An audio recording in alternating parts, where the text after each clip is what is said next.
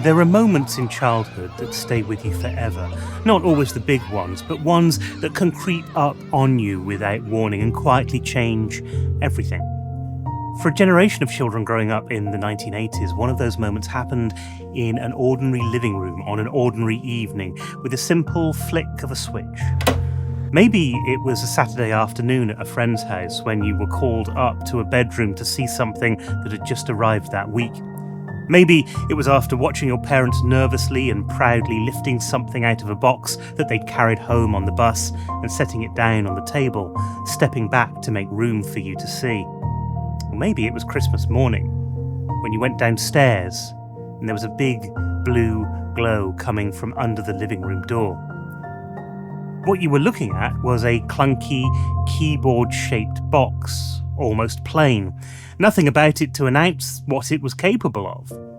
But this box was about to perform a minor miracle. It would go on to be the best-selling desktop computer of all time, with somewhere between 12.5 and 17 million units sold. It was a machine that launched in 1982, and yet it was still being manufactured and sold in 1994. And right now, 32 years after that, it's being manufactured and sold again. I'm talking, of course, about the Commodore 64, a computer that was more expensive and less established than the ZX Spectrum, but went on to take the world by storm. This video is about why. It's about what made this machine different from everything around it, what it did that nothing else could, and why it matters that a generation of children grew up with this one. It's also a fairly personal one because the Commodore 64 is where computing began for me. Long before the Amiga, long before anything else, and it seemed right that I should share that particular story with you now at this particular moment because this week, this channel has reached 10,000 subscribers. 10,000 of you have decided to come on these journeys with me. 10,000 of you have decided to join my story. But the Commodore 64, well, that's a story that really begins somewhere else.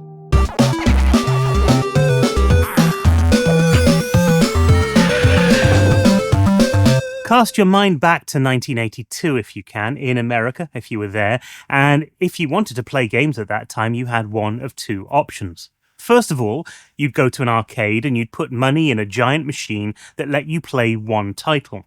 Beating a cabinet could easily cost you more than $100 in quarters, which is the equivalent of about $320 today.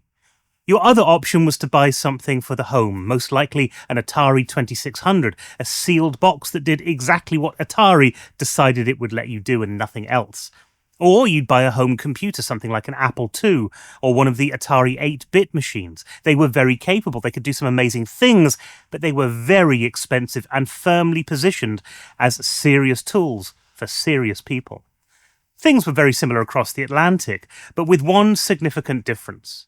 Clive Sinclair's ZX81 had arrived in 1981, and it was tiny, cheap, a bare-bones machine that sold over 1 million units because it was the first computer that almost anybody could afford to bring home. It didn't do much, it didn't have any colour or any sound worth speaking of, but it planted an idea in an entire generation of families that the computer was something that you could own. And then in 1982, the ZX Spectrum arrived with colour and a library of games that was growing faster than anybody could buy. Home computing had just caught fire. It was this world into which the Commodore 64 stepped. In January 1982, Commodore revealed the computer at the Consumer Electronics Show, built on the philosophy of computers for the masses, not the classes. It contained something that nobody had seen before. 2 custom chips, one that made games move with an arcade-like smoothness, and one that made music so powerful that it turned a simple computer noise into a generational soundtrack. And when people saw the graphics and they heard the music, it really made people stop. Not just a tiny group of people either, but everybody. Musicians heard a sound chip doing things that professional synthesizers cost thousands to replicate. Parents saw a machine that could function like an Apple II but didn't feel like a toy. Kids saw games that moved like the arcade cabinets at the end of the street, and it's like they somehow ended up in the living room. And the developers who got their hands on this understood that this was hardware that would actually let their ideas breathe. Its rivals just couldn't find an answer. The Apple II was 3 times the price. The Atari 8-bit machines were capable, but commercially stumbling. And Commodore, crucially, owned their own chip factory. And this meant that between 1982 and 1984, they could keep cutting the price in ways that nobody else could match. By 1983, the Commodore 64 had fallen to $300. By 1984, it was lower still. And in its heyday, 1983 to 86, it held between 30 and 40% of the entire US home computing market. But in the UK, things were different. The ZX Spectrum had arrived first. It cost less, and it had an almost cult-like following.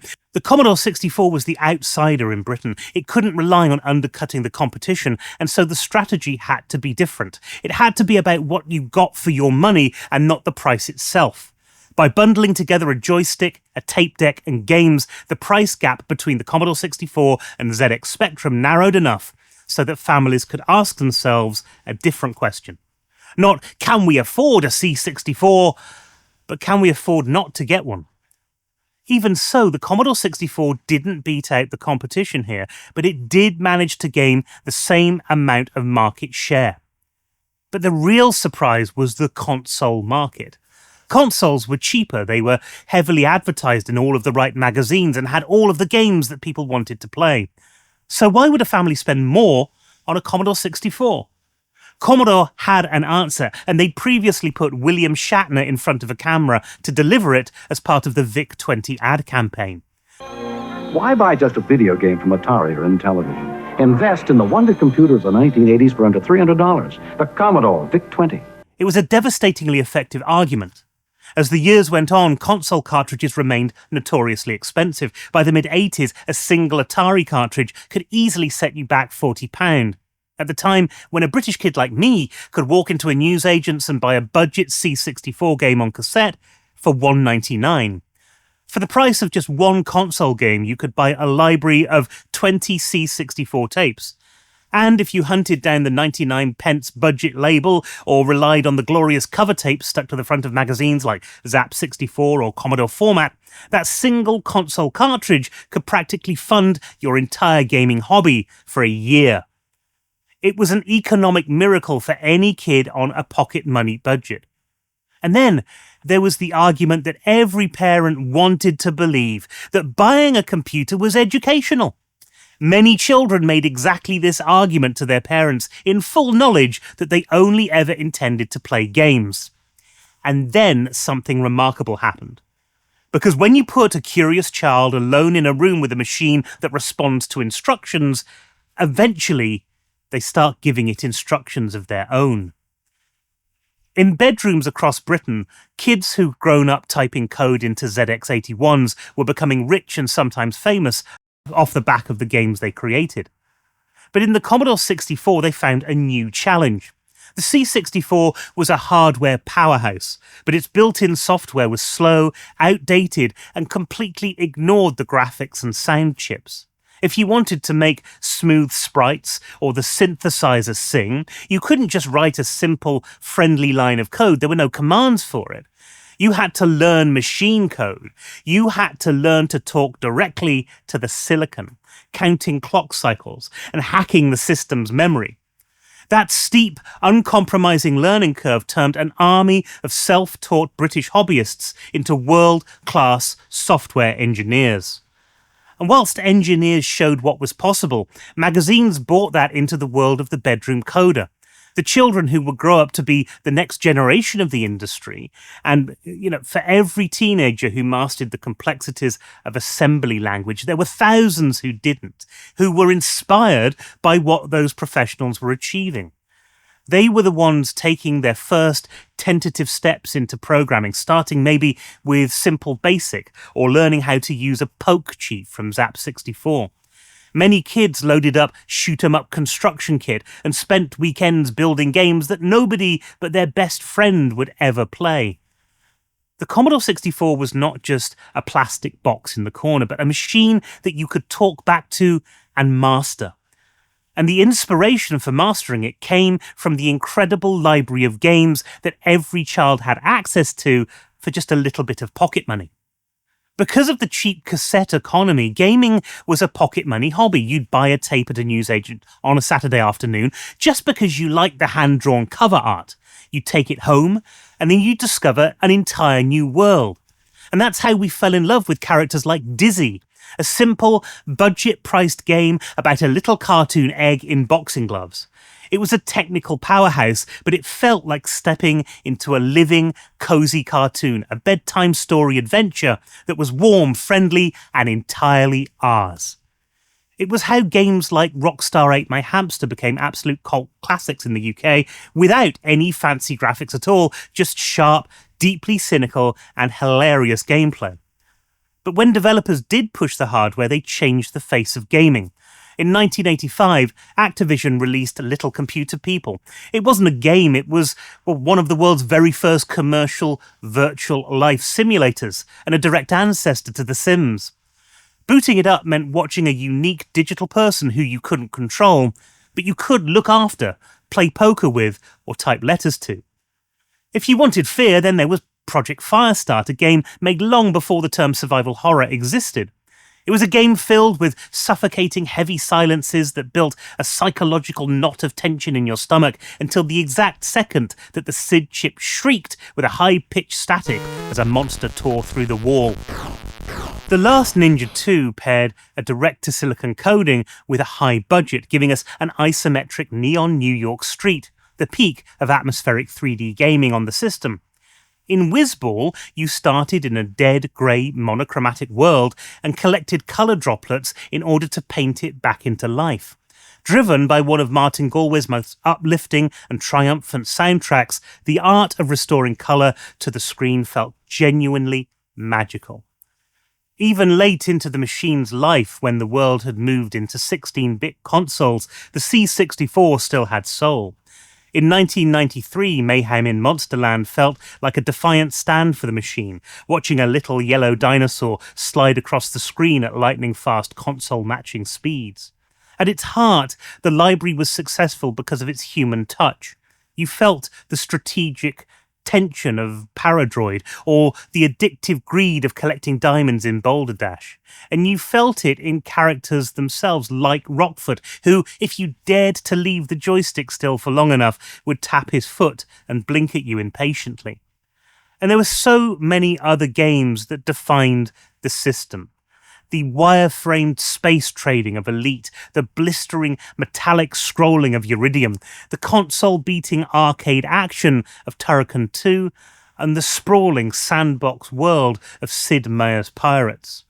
This vast, beautiful, wildly creative library was entirely accessible to any kid with a bit of pocket money. It gave us a universe of imagination entirely under our control for the price of a Saturday treat, and nothing else has quite come close to it. But by the late 1980s, the world had moved on. The Amiga and the Atari ST had arrived, offering 16-bit power that made everything the Commodore 64 had achieved look like the previous century. For those of us who'd grown up in the C64 era, the Amiga was the machine that we'd always dreamed about. The C64 built the foundation. It taught us what computers could be. And when the Amiga arrived, we were ready for it. In America, the Nintendo Entertainment System was eating the console market, and the PC was beginning its long, slow march towards world dominance. And Commodore managed to self-destruct about as spectacularly as any company could. Poor marketing, no clear roadmap, and a series of decisions that suggested nobody in charge quite understood what they had. Our Commodore 65 prototype was built, which would have been a real successor, but it was quietly cancelled in 1991, reportedly because it would have competed with their own Amiga line. And yet the Commodore 64 kept selling. As late as 1988, it was still shifting over 1 million units a year. The machine was finally discontinued in 1994, 12 years after launch. No other home computer of its era came remotely close to that. And whatever Commodore's failures, the machine itself refused to be finished. Because the Commodore 64 never really went away. Today, the Vice emulator runs the entire C64 library, thousands of titles, free on any device that you own. The demo scene never stopped. New C64 demos are still being released today, finding capabilities in 40-year-old hardware that its designers never even dreamed existed. In 2024, accessories company 8BitDo released a full mechanical keyboard styled precisely after the Commodore 64, brown and beige with a red power light and a joystick peripheral included. A serious keyboard at a serious price for people who wanted to recapture that feeling of the Commodore 64 every day at their desks. And the Commodore brand itself has been revived, acquired by a fan-led consortium including former Commodore engineers, headed by a YouTuber, Perifractic. Their first product is the Commodore 64 Ultimate, not an emulator, not a PC in a case, but a hardware recreation using FPGA technology built in the chassis made from original 1986 molds. Over 1,000 pre-sold on the very first day. And then a little later this year, we're going to get the newly licensed Commodore 64 Retro handheld coming out from Retro Games Limited and Blaze Entertainment. You don't build these things. You don't build things like this to sell around something that people have forgotten. You build them around something that people still feel. And I think about a small room sometimes, a place where I had a tiny monitor and a desk and a reading lamp and a computer that was entirely mine. The Commodore 64 wasn't just a games machine, although it was a great games machine. It was the first computer that was powerful enough and affordable enough to actually belong to a child, not just a family. It didn't have to be sat in a living room. You didn't have to play it based on your parents' television schedule. And what followed from that was the bedroom coders, the tinkerers, the people who could say to themselves, I wonder what would happen if I just tried this. Because suddenly, they had the time to do it. In the UK, Sinclair had come out before, but it was Commodore that really democratized bedroom coding, making it more accessible. I was one of those kids who would type endless programs from magazines into a computer, save it to a tape, and then run it so I had a word processor or a new game to play. Along the way, you'd learn how to fix mistakes. You'd also learn about graphics and you'd learn about sound. And it gave many of us the basis of what was to come when we upgraded to the Amiga and then to the PC. And I loved the games. And it's because of the Commodore 64 really that I got into emulation, because my early days of gaming weren't Nintendo Entertainment Systems or even Atari 2600s. It was the Commodore 64. Now I can go back and experience creatures. Clyde Radcliffe exterminates all the unfriendly, repulsive, earth-ridden slime for the first time in nearly 40 years. And I can finally play the sequel, Creatures 2 Torture Trouble, which I never had enough money to buy back in the day. And it all traces back to one machine that started it all, the Commodore 64. My love of gaming, my love of computers, and actually my love of creativity all traces back to two machines. One of them was the Amiga, and the other one was the Commodore 64. And that's why, as this channel reaches 10,000 subscribers, I wanted to go back and revisit my first ever computer. And I wanted to thank you all for coming along. 10,000 of you came back to see these journeys into retro gaming. 10,000 of you wanted to experience their childhoods again. Thank you for being here for this one. This one was pretty personal to me. And now I'd like to hear from you. What did the Commodore 64 mean to you? Were you even alive back then? What game from the C64 got under your skin? Let me know in the comments. I do read everyone and I try to respond to as many as possible as well. But that's it for this video. Thanks ever so much for watching, and I hope you can join me next time we enter the Retro Corner. Until then, happy gaming.